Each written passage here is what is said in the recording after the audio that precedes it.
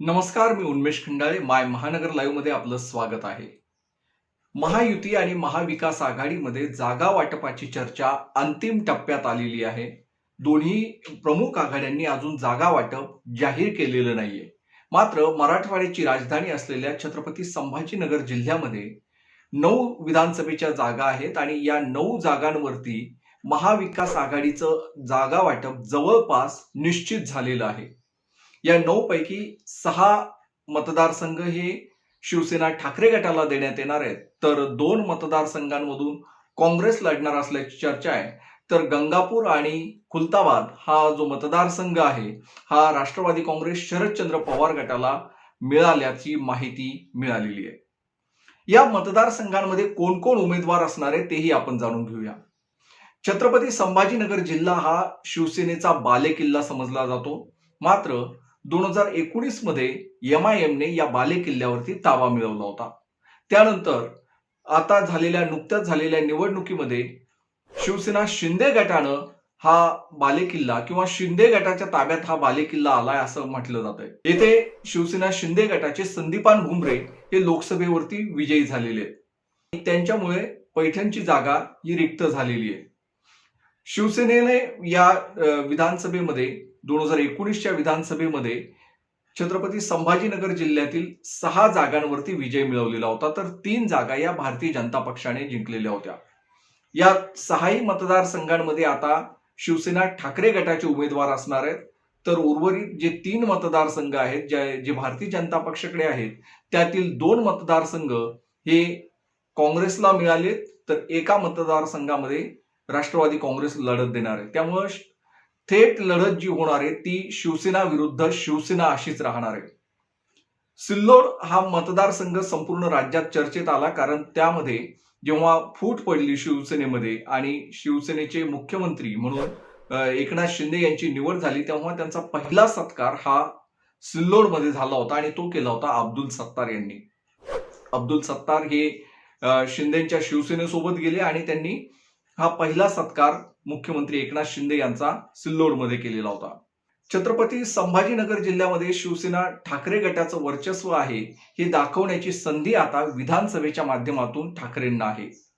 लोकसभा त्यांनी गमावली असल्यामुळं पुन्हा एकदा हा बालेकिल्ला आपल्या ताब्यात येण्याची तयारी ठाकरेंकडून होतीये आणि त्यामुळेच त्यांनी औरंगाबाद मध्य या मतदारसंघातून किशनचंद तरवानी यांचं नाव निश्चित केल्याचं माहिती आहे. तर औरंगाबाद पश्चिम या मतदारसंघामध्ये शिवसेनेचे शिंदे गटाचे संजय शिरसाट हे आमदार आहेत. त्यांच्या विरोधात राजू शिंदे यांना उमेदवारी दिली जाणार असं पक्की माहिती आहे. राजू शिंदे हे देखील भारतीय जनता पक्षात होते. त्यांनी लोकसभेच्या निवडणुकीनंतर राजू शिंदे यांनी भारतीय जनता पक्ष सोडून ठाकरेंच्या शिवसेनेत प्रवेश केला आणि त्यांच्या प्रवेशामागे विरोधी पक्षनेते अंबादास दानवे यांचा मोठा हात असल्याचं मानलं जात आहे. त्यामुळे आता ही लढत देखील नक्की आहे की राजू शिंदे विरुद्ध संजय शिरसाट अशी लढत पश्चिम मध्ये होणार आहे. तर औरंगाबाद मध्यमध्ये प्रदीप जयस्वाल विरुद्ध किशनचंद तरवानी अशी लढत होणार आहे. तिसरा जो मतदारसंघ आहे तो म्हणजे सिल्लोड.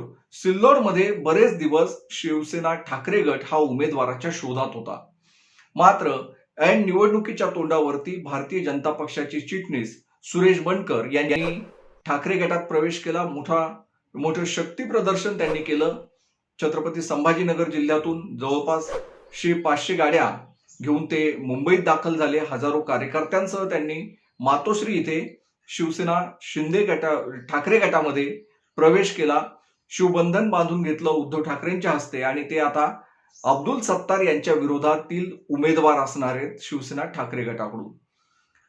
चौथी जी जागा आहे ती म्हणजे वैजापूरची. प्राध्यापक रमेश बोरनारे यांनी शिंदेंना पाठिंबा दिला होता फुटीनंतर, बंडखोरीनंतर.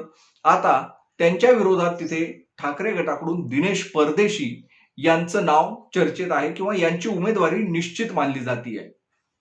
दिनेश परदेशी हे देखील नुकतेच ठाकरे गटामध्ये आलेले आहेत. त्यामुळं त्याआधी तिथे दुसरं एक नाव चर्चेत होतं. मात्र शेवटी दिनेश परदेशी यांनी बाजी मारली आणि आता रमेश बोरनारे यांच्या विरोधामध्ये दिनेश परदेशी हे वैजापूरमध्ये मैदानात असणार आहेत.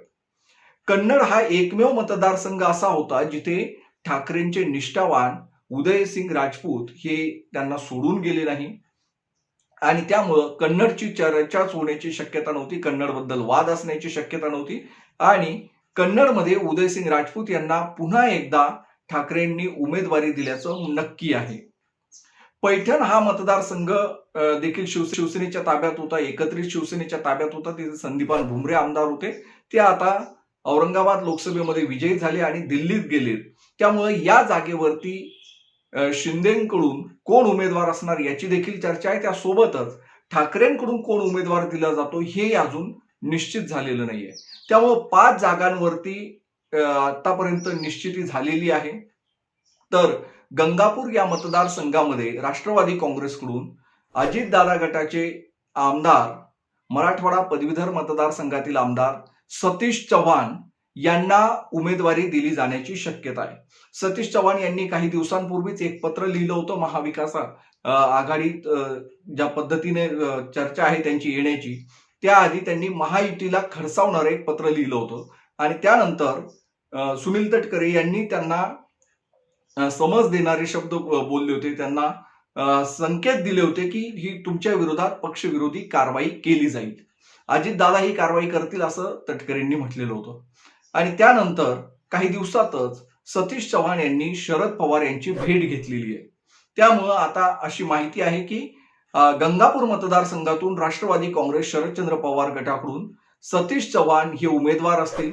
म्हणजेच या सगळ्या मतदारसंघामध्ये भारतीय जनता पक्षातून आलेले 2 आणि अजितदादा गटातून आलेले 1 उमेदवार हे महाविकास आघाडीकडून लढणार आहेत.